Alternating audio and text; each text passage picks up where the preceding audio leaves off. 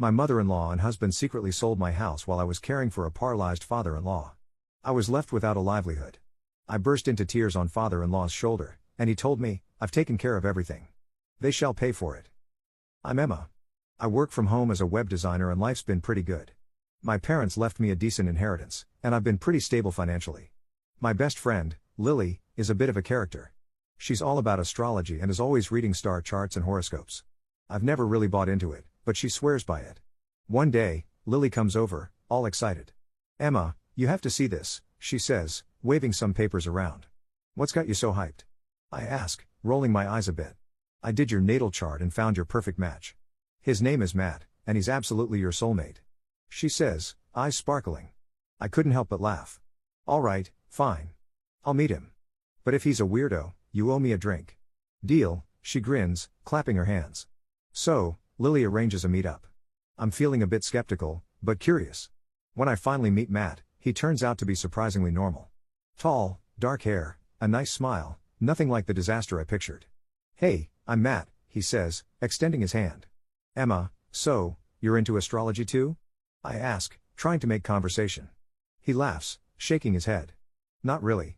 Lily wouldn't stop bugging me about this, so I figured why not?" I chuckle. "Same here. I was half expecting some crystal ball guy." We end up talking for hours.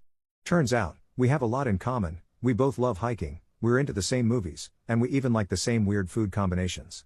I'm starting to think maybe there's something to this astrology thing after all. A few days later, we're texting nonstop. Matt seems genuinely interested in getting to know me. He asks about my work, my hobbies, and my family. We keep seeing each other, and things get serious pretty fast. Matt is kind, funny, and seems genuinely interested in me. One night, after a cozy dinner at his place, he takes my hand. "Emma, I know it's only been a few months, but I feel really connected to you. I don't want to rush things, but I can't see myself with anyone else," he says, looking into my eyes. I feel a flutter in my chest. "I feel the same way, Matt. You're everything I didn't know I was looking for." A few weeks later, we're officially a couple. Lily is over the moon. "I told you the stars don't lie," she exclaims when I tell her. As time goes on, Matt and I get closer. We start talking about the future, and he brings up the idea of me moving in with him.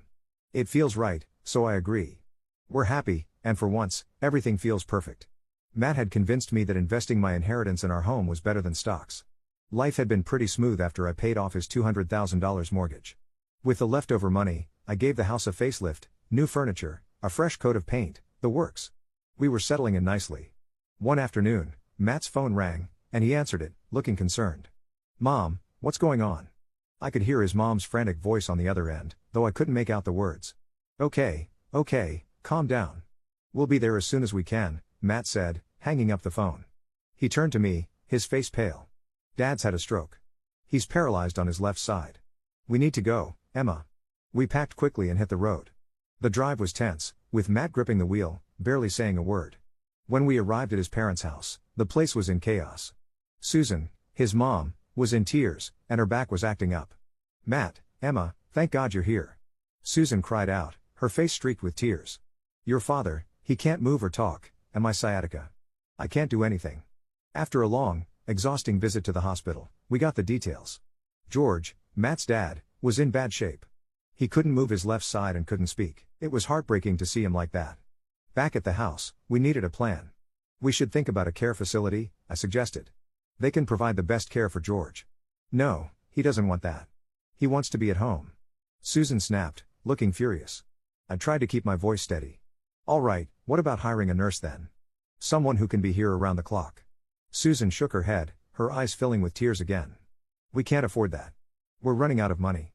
Matt looked at me, clearly pleadingly. "Emma, we have to do something. Mom can't handle this alone." I sighed, feeling the weight of the situation. "I can stay here for a while and help out. I work from home, so I can manage. It's not ideal, but we'll make it work." The next day, Matt and I set up a room for George downstairs, so he didn't have to deal with stairs. Susan was hovering, barking out instructions and complaints. "This bed is too small. How is he supposed to be comfortable in this?" she grumbled. "It's what we have right now, Susan.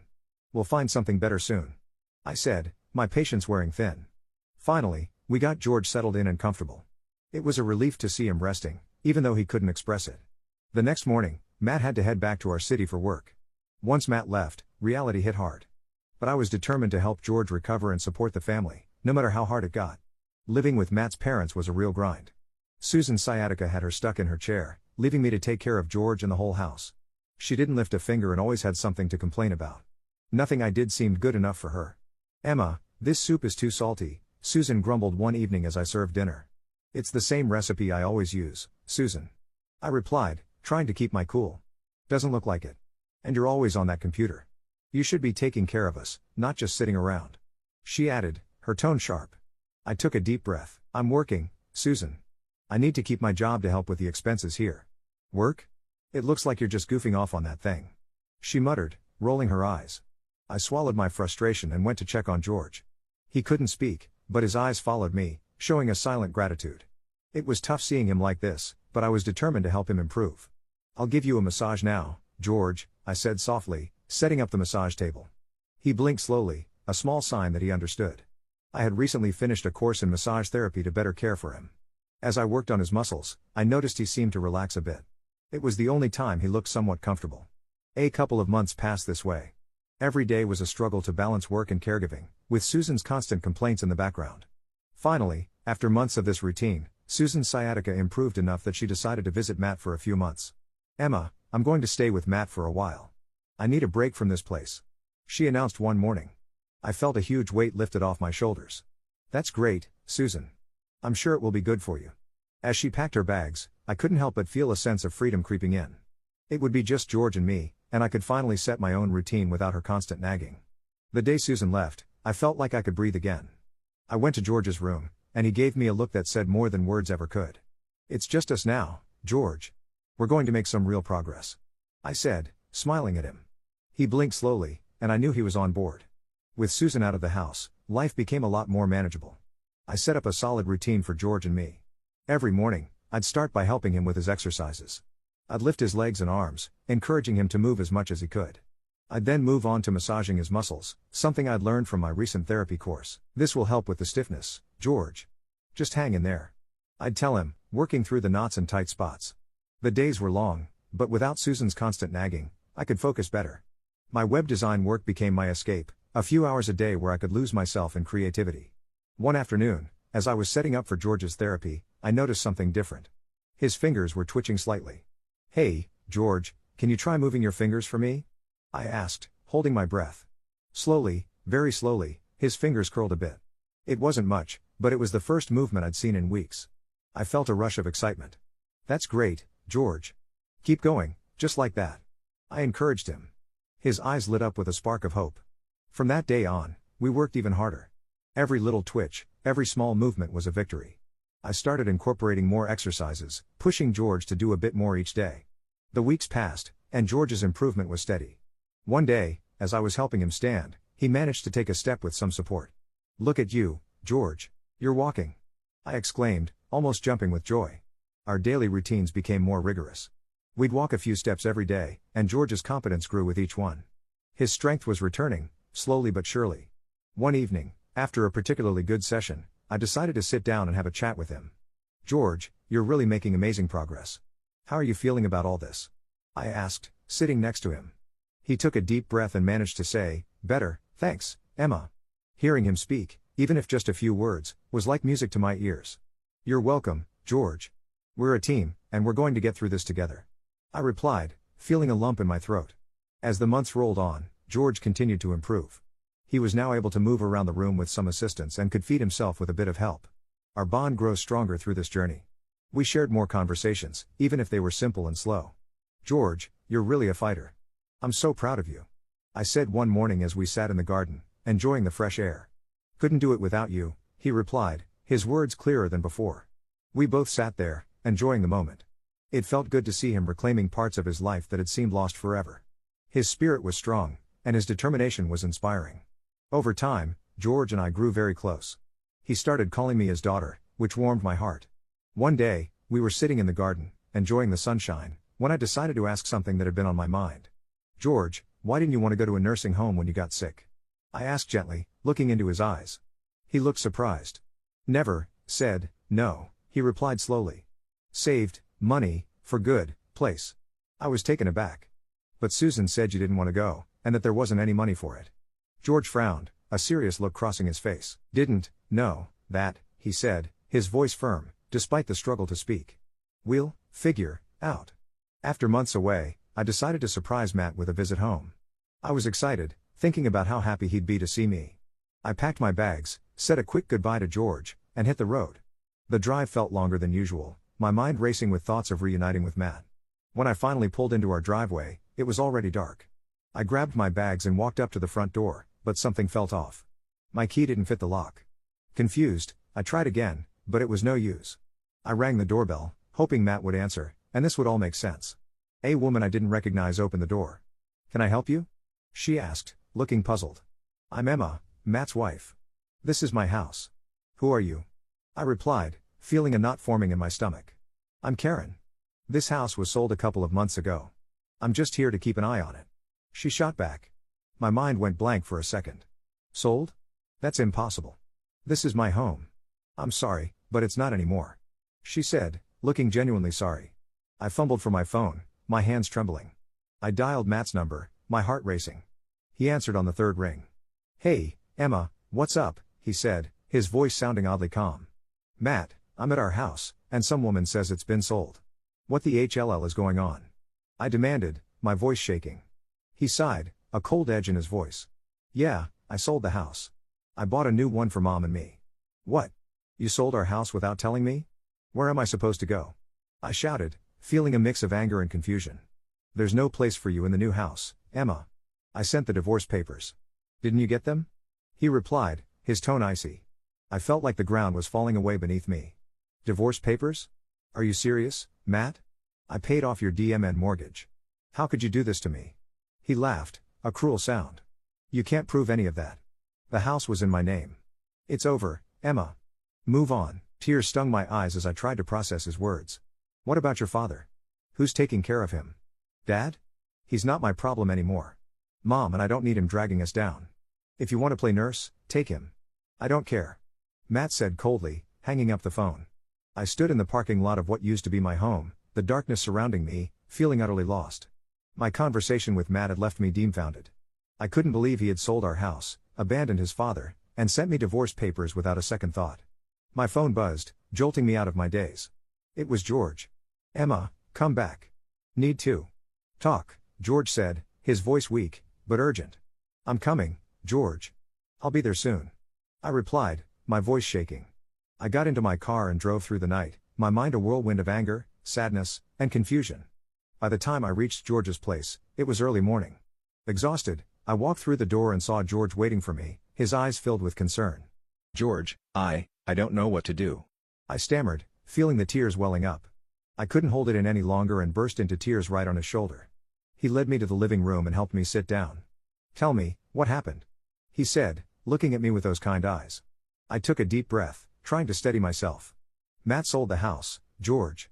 He said there's no place for me, and that he doesn't care about you either. He sent me divorce papers." George's face hardened, a rare show of anger. I knew they were up to no good. "What do you mean, George?" I asked, wiping my tears. "After my stroke, I couldn't speak, they talked in front of me." He began, his voice trembling with the effort. "What did they say?" I asked, feeling a chill run down my spine.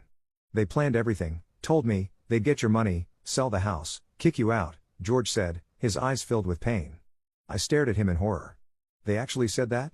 How could they be so cruel? Though, I couldn't understand. But I did.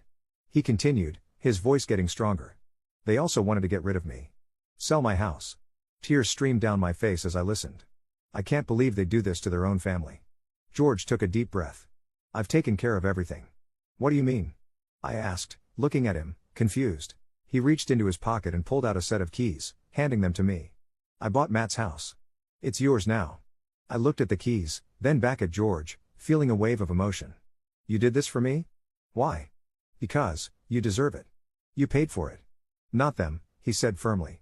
I burst into tears again, but this time they were tears of happiness and relief. "Thank you, George. I don't know what to say." As I sat there, holding the keys to my new home, I felt a mix of gratitude and determination. George had given me a second chance, and I was not going to let Matt and Susan's betrayal break me. We were going to fight back, and we were going to win. Together. The next day, George decided it was time to make things official. He called a lawyer to the house to change his will. Emma, need you to be the heir, George said, looking determined. Are you sure, George? I asked, feeling a mix of gratitude and concern. Yes, it's right.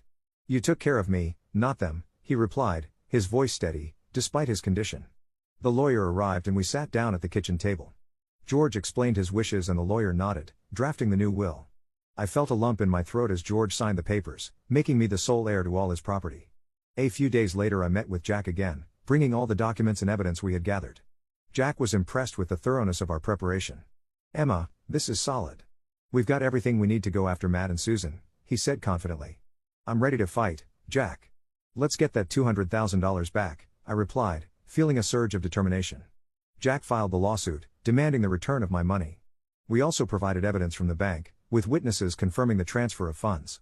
It was a strong case, and I felt hopeful about our chances. A few days later, there was a knock on my door. I opened it to find Matt and Susan standing there, looking desperate. Emma, we need to talk, Matt said, his voice shaky. I crossed my arms, glaring at them. What do you want? Please, Emma, we're sorry. We didn't mean for things to go this far. Susan said, her voice trembling. Sorry? You two planned this from the start. You lied, stole my money, and tried to kick me out. I shot back, feeling my anger rise. Emma, please, let's work something out. We don't want to go to court. Matt pleaded, his face pale. I shook my head, my voice cold. I don't want anything to do with people like you. And by the way, George has recovered and transferred all his property to me. You two are left with nothing. Matt's face turned ghostly white, and Susan's eyes widened in shock. She fainted right there on my doorstep. Matt just stood there, speechless. Get her out of here, Matt. I don't have time for your games. I said, pointing towards their car. He nodded, still in shock, and dragged Susan to the car. As they drove away, I felt a strange sense of closure. A few weeks later, the court ruled in my favor. I was awarded the $200,000, and the divorce was finalized. It was a long, hard battle, but I had won. I drove back to George's house, feeling lighter than I had in months. As I walked in, George looked up, his eyes full of curiosity. How did it go? We won, George. I got the money back, and the divorce is final. I said, tears of joy streaming down my face. We sat together in the living room, the weight of the past months lifting off our shoulders. It was the beginning of a new chapter, one where we could finally find peace and happiness. Life had settled into a peaceful routine after all the chaos. I live in my own house now, and George was a regular part of my life, like the father who passed away early and whom I hardly remember. We spent our days tending to the garden, chatting about old times, and simply enjoying each other's company. It was nice to have this calm after the storm. One sunny afternoon, as I was sipping coffee on the porch, my phone rang. It was Lily, my astrologer friend, who had introduced me to Matt. Hey, Emma. You won't believe what I've found in your chart this time. Lily's voice was bubbling with excitement. I chuckled, already guessing where this was headed. Oh boy, what is it now, Lily? You've got a new love coming your way. He's perfect for you, even better than the last one. The stars don't lie. She said, practically squealing with joy. I burst out laughing, shaking my head. Lily, after everything that happened, I think I've had my fill of horoscope-based romances. But Emma, this one is different. The alignment is just right. You've got to trust me on this. She insisted. Lily, I appreciate it, but I'm focusing on myself for now. If Mr. Perfect is out there, he'll find me without the stars' help. I replied, feeling more amused than annoyed. After hanging up, I couldn't help but laugh at the whole conversation. Despite everything, Lily's enthusiasm was infectious. But I knew I was in no rush to jump into anything new. I was content with my life as it was. George wheeled himself onto the porch, looking curious. Who was that? Lily, she's trying to set me up with another perfect match from the stars, I said, rolling my eyes playfully. George chuckled, his eyes twinkling. Stars didn't work so well last time. Exactly. I told her I'm done with horoscope dates. I've got enough on my plate without adding a new guy into the mix. I replied, grinning. You'll find someone, when the time's right? George said, giving me a knowing look. I looked out at our garden, feeling a deep sense of contentment. The flowers were blooming, and the vegetables were coming along nicely. It was a little paradise we had created together. You know, George, this is all I need right now. A simple life, good company, and a bit of sunshine. I said, taking a deep breath of the fresh air. Perfect life. He agreed, smiling. A few days later, I got another call from Lily, but this time it was just a chat. No horoscope predictions, no matchmaking, just catching up like old friends. It felt good to keep things light and easy. One evening, as I was watering the garden, I thought about what the future might hold. I knew that someday, I'd meet someone who would appreciate me for who I am, without needing the stars to tell us we were meant to be.